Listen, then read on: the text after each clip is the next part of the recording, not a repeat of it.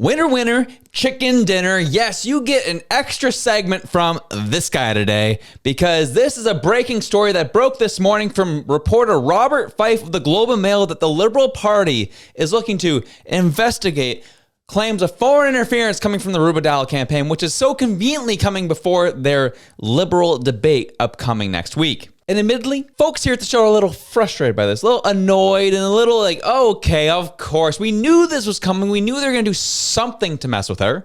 And of course, this was going to be it. We thought it was going to be on the French language translation stuff. We thought it was going to be the fact that she doesn't speak French. And we saw what they did to Chandra. Of course, they'd probably do that to her at some point. But no, they are not doing that. They are going after her integrity and putting that into question into the minds of voters, which is quite frankly a very nefarious thing to do, knowing what this party's track record is like with people they don't like and the outsiders that they deal with. They couldn't do it to a second candidate, right? They did it to Chandra, just like, we're disqualifying him. Didn't give us any reasons. We heard from some of the other party members like, it was because he doesn't want to speak French. That was the reality. That was the reason. But the party itself didn't give a reason of why they disqualified Chandra. So they couldn't do that a second time without being totally obvious, right? So they had to come up with something else. And in this case, it was foreign interference. Let's read the article. Liberal Party questions leadership candidate Rubidala over possible interference from India. All of a sudden, we care about foreign interference in this party. Got it. The Liberal Party sent a list of questions to leadership candidate Rubidala that raised concerns about possible foreign interference from India and alleged campaign irregularities, two Liberal sources say. Ms. Dalla, the sources say, was provided with 27 questions on Monday and given a deadline to respond. The sources say some of the questions involve possible foreign interference in her leadership campaign from the Indian government of Prime Minister Modi. There are also allegations, the sources say, of backroom involvement in her campaign by Conservatives such as Brampton Mayor Patrick Brown, a former Conservative MP and Ontario Party leader. In statement Thursday, Mr. Brown said he is not involved in the Dalla campaign or that any other Liberal leadership contender. Multiple Liberal leadership campaigns contacted my office for my support. They were told that my sole focus is Brampton. They were told categorically I had no interest in their leadership race, he said. Other questions, according to the sources, involved the campaign donations of 12 individuals and several campaign staff who worked for Ms. Dalla's real estate, healthcare, and hotel company. It remains unclear what effect the situation will have on her candidacy before the party holds two leadership debates on Monday and Tuesday in Montreal. The Liberals choose a new party leader and prime minister on March 9th, replacing Justin Trudeau. The Globe and Mail is not identifying the sources who are not authorized to discuss internal party matters. The Dalla campaign said in a statement, the party has reached out to us with a list of questions that we are currently reviewing. And I can say that we reached out to their campaign as well and got the same statement. They said they will expand if they need to as time goes on. But it is rich, isn't it? That Rubidala has to answer a list of 27 questions about her campaign, has to account and talk about the donations she's received and the support she's gotten, because they all of a sudden care about foreign interference. Interesting. We just saw Mark Carney in the same room as members from Chinese-controlled media who have had a hand previously in manipulating elections in BC. No questions there. There was a member of United Front in the room with Mark Carney. No questions asked. But all of a sudden, before the debate happens in the Liberal Party, we got to figure out what's going on with Rubidala here. We're concerned about foreign interference. You think this has anything to do with foreign interference? No. As I said earlier, this is completely and utterly a play to discredit her integrity, to discredit her background, and to use her cultural background as a way to link her to India. And, Josh, you're going to bring up race into this? Yes, because this is the party that only ever cares about the color of people's skin, as they've shown us over the past 10 years.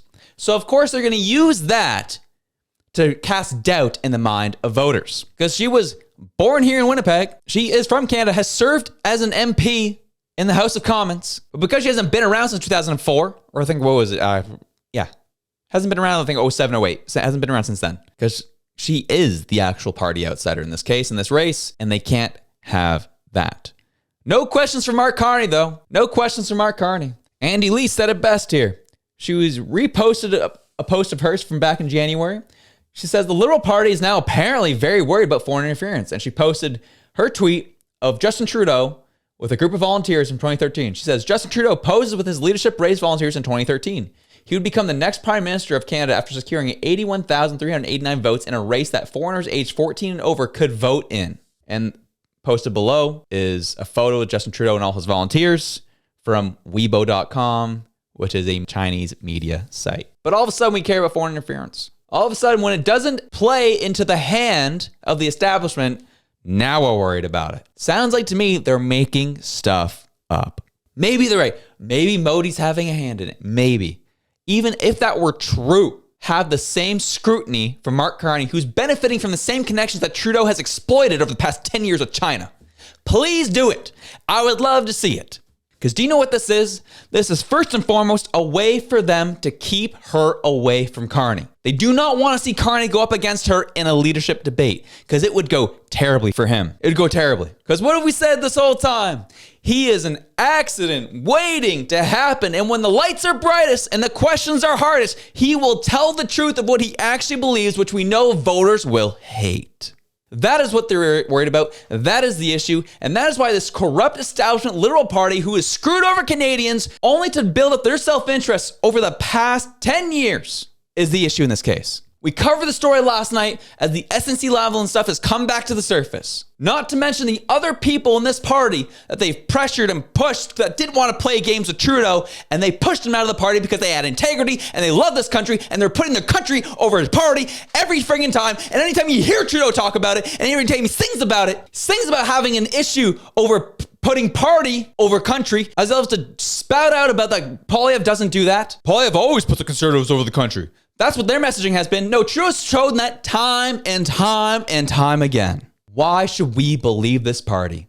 It is clearly and utterly a coronation. It is not an election. China's involved with it, and they don't care. They want to use whatever they can to keep out the red herring. Keep out the black swan event.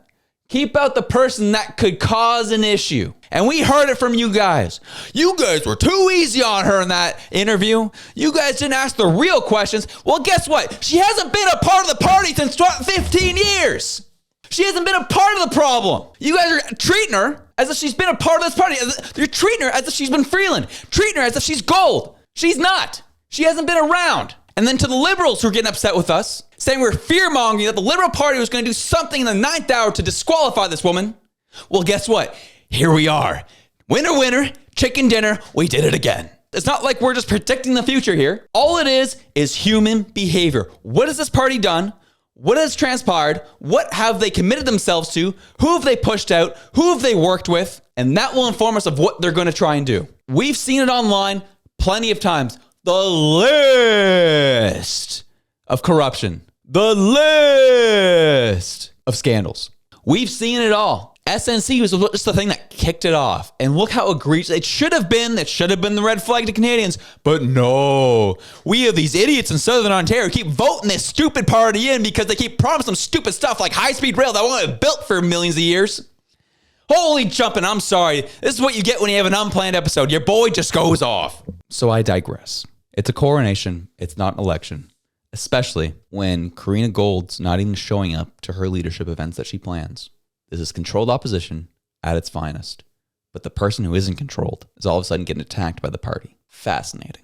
And this is just something interesting to take with the finest of grains of salt because it was a poll done by Ruby's internal team. So take with the finest of salt. But it is interesting. If there's even so much as truth to this, and the Liberal Party is seeing this with their internal polling, it makes sense why this attack is coming when it is. This is, again, Ruby's internal team who called registered voters. They reported that 33% would be voting for Ruby, who's coming in second place to Carney. Pretty tight. 7 points is nothing to sniff at, especially when you have a leadership debate that's coming up where she could expose Carney for who he really is. And she doesn't have to do anything crazy. She just has to ask a couple tough questions, see how he answers, because he is the accident waiting to happen. Anyways, I'll see you this afternoon. I'm out.